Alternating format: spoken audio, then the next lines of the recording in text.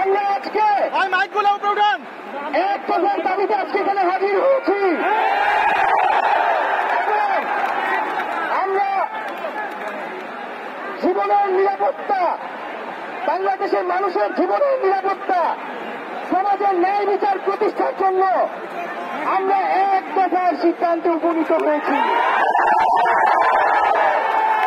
এই সরকার কোনোভাবে আর এক মিনিট ক্ষমতায় থাকার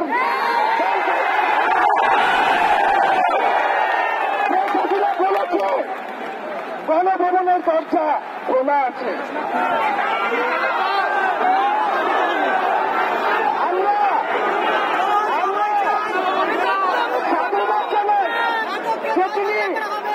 বুঝতে পেরেছি যে গণভবনের দরজা খোলা রাখতে হবে।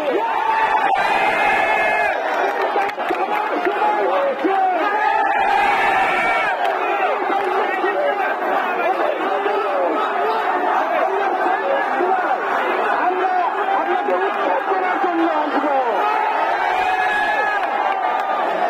বন্ধুগণ,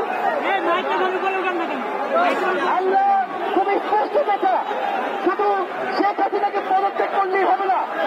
এই যে খুন, লুটপাট, দুর্নীতি এই দেশে হয়েছে তার বিচার হতে হবে। আমরা পদত্যাগ দিয়ে তাকে কোনো এক্সিকিউট দিতে চাই না। তাকে পদত্যাগ করতে হবে, বিচারের আওতায় আনতে হবে। এবং শুধু শেখ হাসিনা নয়, পুরো মন্ত্রী পরিষদ, সরকার সবাইকে পদত্যাগ করতে হবে।